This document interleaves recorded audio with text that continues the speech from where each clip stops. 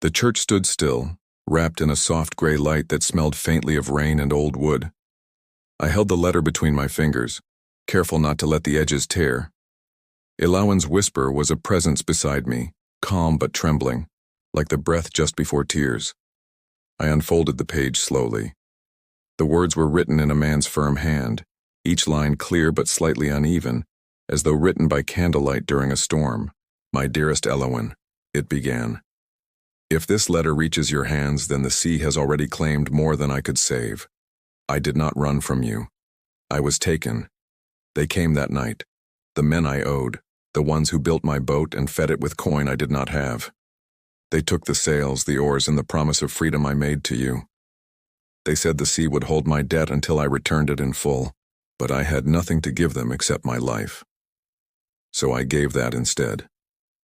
If the tide keeps its mercy, I will find you again, where the moon meets the water and the whisper never dies. Alaric. The last word, Alaric, seemed to move inside the air. The name was more than a sound. It was a shape, a pulse, a memory Elowen had been waiting to hear for 100 years. The candles near the altar flickered, and the air thickened. Elowen, I whispered, my voice barely audible. His name was Alaric. He loved you more than anything. Her voice came faint and breaking, like a harp string pulled too tight. Alaric. I thought the sea swallowed his name. I waited for it to speak him back to me. I ran a hand over the paper, feeling the weight of a century of sadness clinging to each letter. He gave his life trying to pay the debt. He didn't leave you. I know now, she said, her whisper filled with a sorrow so deep it felt ancient. But knowing and resting are not the same. Just then, the church door creaked open. A gust of wind swept through, scattering loose dust and the faint smell of salt from the sea. I turned, startled, but saw no one. Only the pews shifting shadows as clouds passed the windows. The light changed from pale to golden for a single heartbeat, then dim again. Elowen, I said quietly, your story began with love, but it shouldn't end with loss.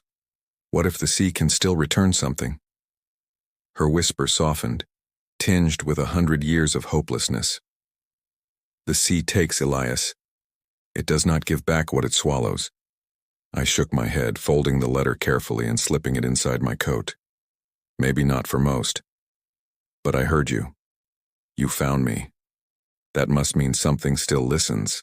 Outside, the church bell rang once, a lonely single note drifting down to the town square. I looked through the open doorway. The ocean stretched beyond the cliffs, restless and wide, waiting like an unfinished sentence. I stepped toward the door, and the whisper followed me. Where are you going? To speak to the sea, I said simply. If it took Alaric, it will hear me now.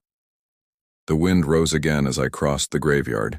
Grass bent in ripples around the old stones, and the gulls called above as though warning me away. The cliffs ahead shone pale in the fading morning light. When I reached the edge, I stood for a long while, just watching. Waves struck the rocks below, bursting into white foam that sparkled under the dull sky. I took the letter from my coat and opened it one last time. Elowen, I said, my voice firm against the wind. He wanted you to have this, not the sea.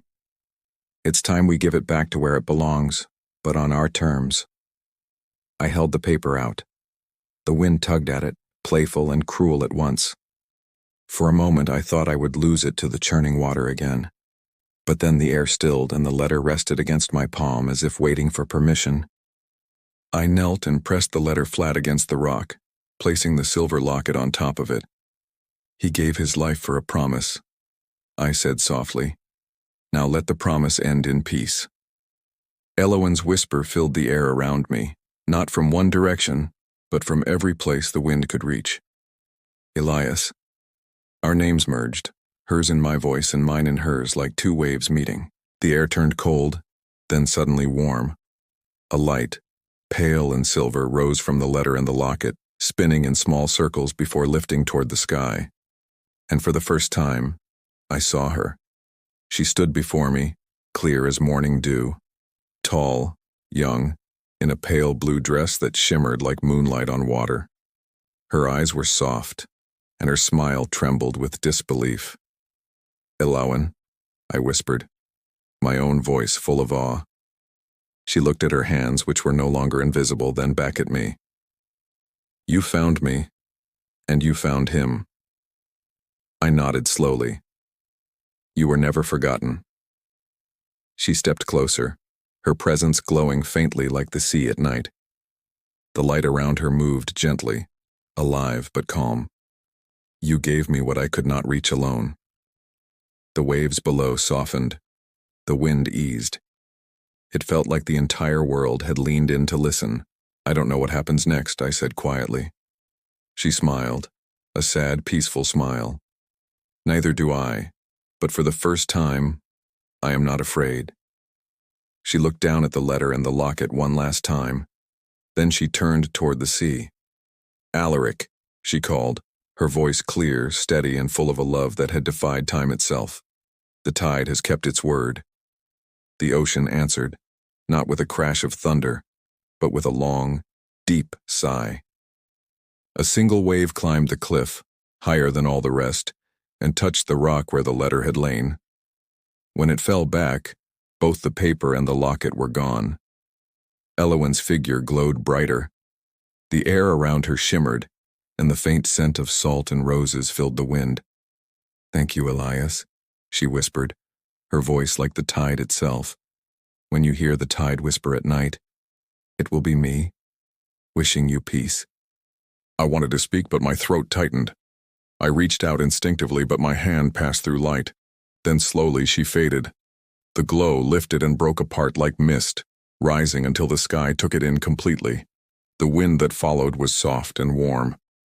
I stood alone on the cliff, the sea breathing below me, but my heart was not empty. I felt no fear. Only a deep, quiet peace, the kind that comes when a story finally ends exactly where it was meant to. I turned toward the path back to Greywatch Manor. The waves whispered behind me, not haunting anymore, but gentle, like a song finally finished. Thank you so much for joining me on this incredible journey. If these stories touch your heart, please consider subscribing and hitting that like button. It helps more than you know. Until next time, listen closely to the whispers around you. You never know what stories they might tell.